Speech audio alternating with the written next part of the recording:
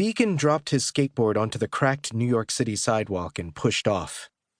He weaved through the crowds, past brownstones and steel skyscrapers, churches and theaters and police stations. Cars zoomed past on the street. Horns honked and people yelled out cuss words. Chilly air blew across his face, carrying the scent of hot dogs and fresh-poured concrete. Beacon loved this board. He relished the rise and fall of the path under his wheels. He lived for the speed, came alive when he sailed past commuters and sliced across roadways. It didn't matter where he was when he was on his board. He was home. He whizzed around a busy street corner and saw a flash of white blonde curls standing at a set of traffic lights. His heart lodged in his chest. Jane Middleton couldn't be here in New York City, right? He looked back, searching for Jane, but the girl had vanished, if she'd ever been there to begin with. Beacon had become a paranoid mess ever since his family had gone on the run from the Sov. Every scritch behind him was a predator. Every blonde-haired girl was his enemy, ready to take him down. He was getting really sick of the constant fear, but unfortunately, it didn't seem to be going anywhere. "Hey, watch it!" Beacon turned back around just in time to avoid slamming into a construction worker. He jerked out of the way and stumbled off his board, rolling onto the concrete. The sidewalk traffic flowed around him as if he were just a lamppost and not an injured 12-year-old boy. "I'm okay, nobody panic," Beacon muttered. He pushed himself up and wiped off his jeans, and found the exact place he'd been looking for. The flashing neon sign across the street announced Ed's Fast Cash Pawn Shop.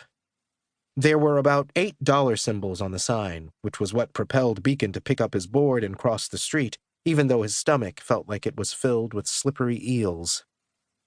As Beacon got closer to the shop, he saw a homeless man and his dog sitting in front of the building. The massive chocolate lab leaped like a puppy when Beacon approached. It pushed its body into Beacon's legs, nearly toppling him with his eagerness to be petted.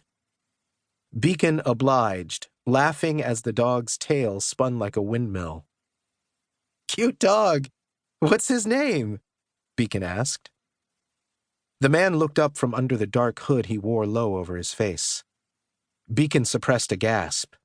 It wasn't a man, but a kid, not much older than him. His face was covered in patches of freckles, and his wild mane of blonde hair hung over hard blue eyes. The maroon t-shirt he wore under his unzipped sweatshirt hung loosely on his thin frame. The kid stared at him contemptuously. "He's really cute." Beacon tried again. "He's a lab, right?"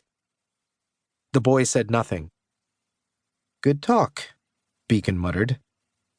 He withdrew his hand and entered the pawn shop. The bell over the door jingled as he walked inside. The place was dank and musty. Every inch of its cluttered shelves was filled with toasters and ironing boards, Xboxes and power tools and gaudy gold jewelry under smudged glass. He approached the front counter, where a woman with a jam stain on her smock was watching a news report about unprecedented hurricanes blowing across the East Coast.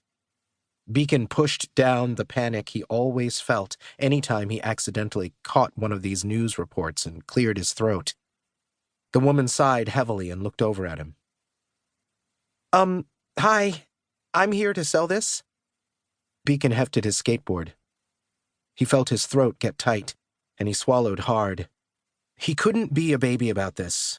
His family needed money. It would be selfish and stupid to hang on to a Habitat skateboard worth hundreds of dollars when he could sell it and use the money to buy groceries for weeks.